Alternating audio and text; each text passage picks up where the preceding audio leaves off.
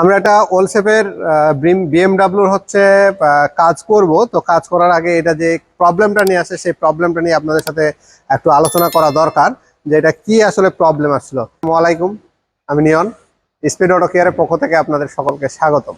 User যখন গাড়ি চালাচ্ছিল তখন ড্যাশবোর্ডের মধ্যে হচ্ছে ইঞ্জিন অয়েলের যে সিগন্যালটা দেয়, এই ইঞ্জিন অয়েলের সিগন্যালটা চলে আসছে। চলে আসার পরে উনি বিভিন্ন জায়গায় দেখাইছে, দেখানোর পরে হয়তো বা বলছে যে তেল আর পানি হচ্ছে এক হয়ে গেছে, যেটা আমরা তেল আর পানি বলা হয়, কিংবা হচ্ছে ইঞ্জিন অয়েলটা চলে গেছে হচ্ছে যে আপনার কুলেন্ট সিস্টেমের যে পানিটা থাকে, স্পার টাঙ্কি থাকে কিংবা রেডিওরে থাকে, সেই জায়গায় পানিটা চলে গেছে। তো পরবর্তীতে উনি হয়তোবা ওখানে যে প্রাইস দিছে পার্টসের কিংবা সার্ভিসের, সেটা হয়তোবা ওনাদের সাথে কথাবার্তা বলে বনিবনা হয় নাই। তারপর আমাদের কাছেও নিয়ে আসে, আমরাও দেখি যে প্রবলেম চেক করে দেখলাম যে এটার সেম ঘটনা। এটা হচ্ছে পার্টস এবং হচ্ছে নষ্ট হয়ে যাওয়ার কারণে হচ্ছে এই আপনার ইঞ্জিন অয়েলটা হচ্ছে রেডিয়েটর কিংবা স্পার ট্যাঙ্কির মধ্যে হচ্ছে ইঞ্জিন অয়েলটা চলে যাচ্ছে। তো এটা কোন জিনিসটা নষ্ট হয়েছে সেই জিনিসটা আমরা একটু দেখাবো, এবং কি সমস্যাটা হয়েছে এবং কেন আমাদের হচ্ছে কাজ করা দরকার হচ্ছে সেই জিনিসটা দেখাবো। এই জায়গায় যে ইঞ্জিনের উপরে দেখতেছেন, এটা হলো পুরো ইঞ্জিনের অংশটা। ইঞ্জিনের অংশের মধ্যে যে পার্টসটা দেখতেছেন, এই পার্টসটা হলো অয়েল কুলার পার্টস বলে।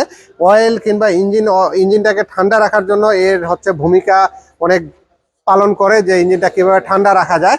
তো এই অয়েল কুলারটা নষ্ট হয়ে যাওয়ার কারণে হচ্ছে এই জায়গায় যদি আমরা একটু দেখাই, যে এই জায়গায় দেখেন আপনারা একেবারে তেলটা হচ্ছে পানির সাথে মিক্সড হয়ে কেমন একটু দইয়ের মতন কালার হয়ে গেছে, ঘোলা ঘোলা হয়ে গেছে। অয়েলটার সাথে পানি মিক্সড হয়ে গেছে। সাধারণত ইঞ্জিন অয়েলের সাথে হচ্ছে পানি মিক্সড হয়ে গেলে এই ধরনের প্রবলেমগুলো দেখা দেয়। তো এইটা আপনার হচ্ছে খুব খারাপ একটা জিনিস। যদি রেডিয়েটরে অয়েল চলে যায় তাহলে কিন্তু আপনার ইঞ্জিন সিজ হওয়ার সম্ভাবনা হয়ে যায়, আবার ইঞ্জিন একেবারে বাদও হয়ে যায় অনেক সময়। তো এখন আমরা এটার হচ্ছে অয়েল কুলার যে পার্টসটা আছে সেটা আমরা চেঞ্জ করব, এবং হচ্ছে এটা পুরো রেডিয়েটর কিংবা পুরো সিস্টেমটাকে ওয়াশ করব। ওয়াশ করে আবার নতুন করে ইঞ্জিন অয়েল, তারপরে যে কাজগুলো করা দরকার, কুলেন্ট, পানি, এগুলো সবকিছু ইউজ করে গাড়িটাকে আমরা হচ্ছে রেডি করার দিকে নিয়ে যাব।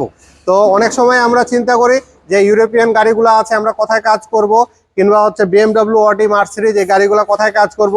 যে জায়গায় যায় অনেক দাম, অনেক প্রাইস, অনেক কিছু বিষয় আছে, যেহেতু এটা সম্পূর্ণ মার্কেটটা হচ্ছে একটা গোপন মার্কেট বলা যায়।